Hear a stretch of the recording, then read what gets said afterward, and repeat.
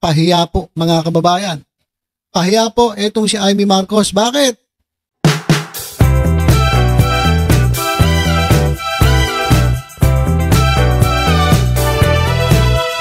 Ito siya, pakinggan muna natin si Amy Marcos. Meron kasi sinasabi, itong si Amy Marcos, na tila ba siya ay napahiya.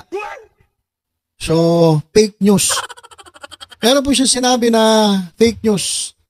At ito po yung pinabulaanan ng taong concern.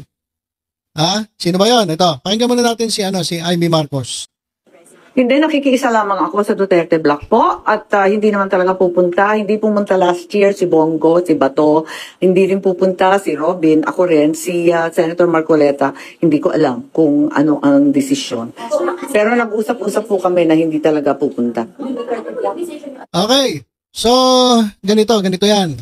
Ang pinag-uusapan dyan ay yung dadalo po o hindi nila pagdalo dyan po sa zona ni Presidente Bongbong Marcos. Okay, so sabi niya, nag-usap-usap silang mga Duterte Block. Si Robin, si Bongo, si Bato de la Rosa, siya, si Amy Marcos, at etong si Senator Marcoleta. Nagdesisyon na yung apat na tulongges. Yung talagang diehard supporter ni Duterte. Talagang sabi, hindi kami pupunta. Pero sabi niya, etong si Marcoleta, hindi pa namin alam kung anong desisyon. Pero mga kababayan, sinasabi niya na itong si Marcoleta ay miyembro ng Duterte Block. Ayun yung akala niya, mga kababayan. Kasi si Marcoleta, binitbit ito ng binitbit ng PDP laban eh. So siguro, akala ni Amy Marcos, ganun nakatindi ang kanyang loyalty sa mga Duterte. Pero, pahiya po mga kababayan. Pahiya po itong si Amy Marcos. Bakit? Eto mga kababayan, naglabas po ng statement si Rodante Marcoleta. Babasahin ko muna yung statement at sasabihin ko sa inyo, bakit nagsalita ng ganito si Marcoleta? Sabi niya, hindi naman ako PDP laban eh. So pinagdiinan niya. Hindi ako PDP laban. O doon sa mga miyembro ng PDP laban o sa mga fans ng PDP laban, pinagdiinan ni Marcoleta, hindi siya PDP laban. So wag kayong mag-assume, wag kayong mag-isip o umasa na siya ay parang kikilos katulad ng PDP laban. Dahil sabi niya mismo, hindi naman ako PDP laban eh. Adapted lang ako. So inadapt lang siya ng PDP laban noong panahon ng eleksyon. Hindi ko alam kung bakit sinasabi nilang Duterte Block ako. Sino ba nagsabi no? Si Amy. Sa yung ilang mga DDS na umaasa na na talagang itong si Marcoleta ay magiging todo suportang diehard Duterte supporter. Pero parang lumalabas hindi ganoon. Sabi niya, hindi ko nga alam kung bakit eh. Sino ba yung nag-chismis na yan? Sino ba yung nagmamaritis-maritis na yan na Duterte Block ako? Napagkakamalan kasi tayo na Duterte Block kasi nilalaban natin ang karapatan ng kahit sino. So, doon sa mga DDS, sa mga makikita ng utak, yung mga DDLs, si Marcoleta na nagsabi, hindi siya parte ng PDP laban at hindi niya ibinibilang ang kanyang sarili na PDP laban. Hindi rin siya Duterte Block. Hindi siya miyembro ng Duterte Block. Kung ipinaglalaban niya si Sara Duterte, siguro yun ang tingin niya na dapat niyang gawin. Pero hindi ibig sabihin siya ay DDList din katulad ninyo na malilitang utak. So, may sarili kasi siyang may sarili siyang pananaw sa buhay.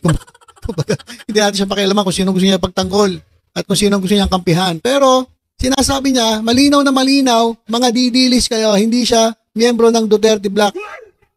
At hindi siya PDP laban. So, wag kayong asumero. Wala namang usapan na wag kaming pupunta. Hindi naman pala nag-usap-usap eh. Sabi kasi ni Amy Marcos eh. Baka yung apat lang na tulongges ang nag-usap-usap. At etong si Marcoleta na gustong isama ni Amy Marcos sa Duterte Block ay hindi naman nata niya nakausap. Kasi sabi wala namang usapan na wag kaming pupunta. Hindi siya kinausap. So nang mamarites lang etong si Amy Marcos. Bakit naman kami hindi pupunta? Tingnan nyo Ito si Marcoleta, hindi naman natin kinampanya yan. Actually, binabanatan nga natin si Marcoleta.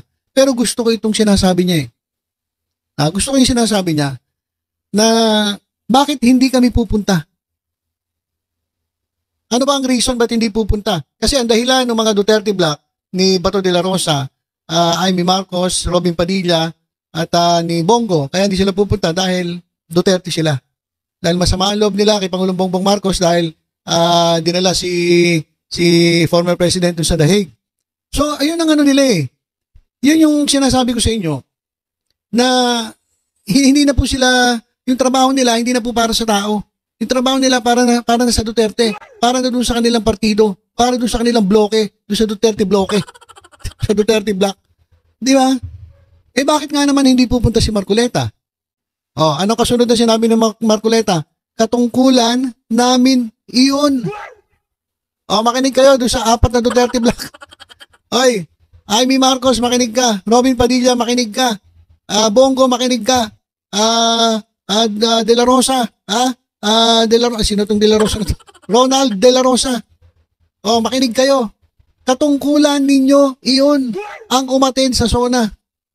Kasamahan nyo pa yan, ha? Yung inampon ninyo na si Marcoleta, yung inadapt ninyo sa PDP laban, siya nagsasabi, bakit hindi ako pupunta? Ba't ako gagaya doon sa mga tulonggis na hindi pupunta? Katungkulan namin yun. Katungkulan nila yun eh. Nakalagay sa konstitusyon. Katungkulan ng bawat senador na pumunta sa SONA. Aray ko po. Ano na yan? Bato? Ano na Bongo? Ano na Robin Padilla? Ano na Amy Marcos? Kayong 4 na Duterte Black? Oh, mismo, itong inyong inadapt, si Marcoleta, na gusto nyo o sinasama nyo sa Duterte Black, siya na mismo nagsabi, katungkulan ng bawat senador na pumunta sa SONA. Nakalagay yan sa konstitusyon. Ikaw, Robin Padilla, ikaw pa naman na may hawak ng mga constitutional amendments tungkol sa konstitusyon kasi hindi mo alam ang konstitusyon. Nakasulat sa konstitusyon, sabi ni Marcoleta. Tapos hindi kayo a-attend. Bakit? Dahil sa personal ninyong dahilan. Dahil galit kayo. Eh si Amy hindi naman eh. Si Amy naman sunod-sunuran lang, utu-utu lang kaya hindi umattend. Kasi sabi raw ni Bongo at sabi raw ni Bato de la Rosa, sunod-sunurang utu-utu yan. Hindi naman galit kay Presidente Marcos siya, kapatid niya yun eh.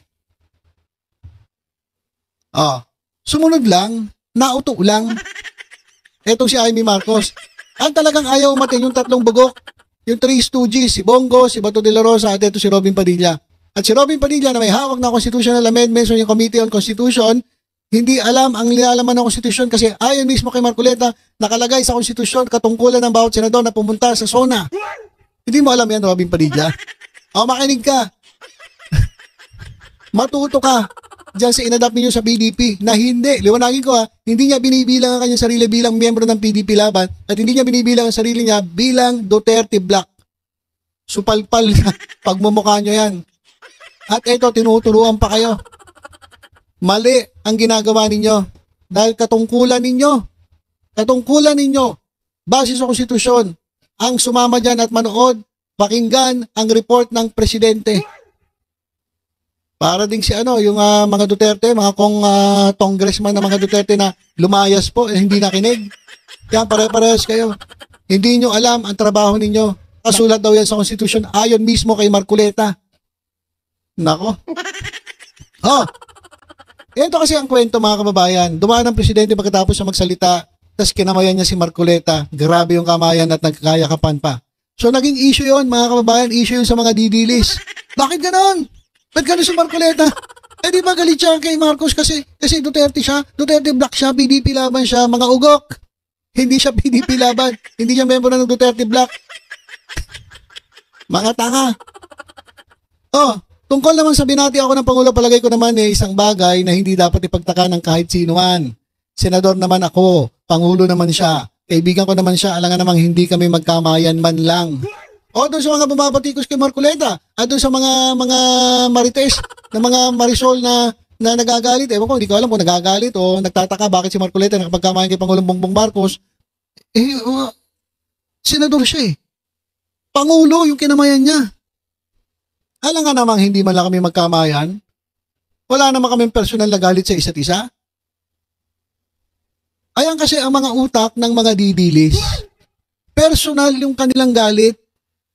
Kaya yung trabaho nila bilang senador, hindi na nila nagagawa. Yung nakasulat sa konstitusyon, hindi na nila nagagawa. Sumasalungat sila sa konstitusyon Dahil sa personal nilang galit. Kaya sa totoo lang mga kababayan, sayang na sayang talaga pinapasyeldo natin sa mga hinayupak na ito eh. Kaya galing na mismo kay Marcoleta, nasa konstitusyon yan. Saka senador siya. Bilang senador, iginagalang mo dapat ang presidente ng Pilipinas. Pero itong mga bastos na ito na hindi nagpakita, ibahin nyo si Marcoleta. Huwag nyo idamay si Marcoleta. Dahil si Marcoleta gumigit na. Di lang natin alam kung ano pang mga susunod. Pero ito gusto ko tong sinabi niya na to. Kakamayan ko presidente ko yan eh. Senador ako. Attend ako, gusto ko marinig kung ano ang dapat niyang sabihin. Report sa bayan. Kasi kung hindi mo pakikinggan, ano yung kukontrahin mo? Di tanga ka. Wala kang kukontrahin kasi hindi mo nga napakinggan eh. Sabihin na natin wala sila doon. Pero nakinig naman sila. Nanood naman sila ng TV. Di ganun din. Di ganun din, di ba?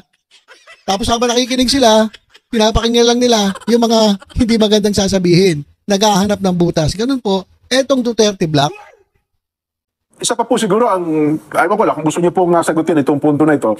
Kasi doon sa tagpo nang matapos magsalita ang Pangulong Bongbong Marcos, naman paglabas ng pinto ng plenaryo, kayo po ang nabungaran eh.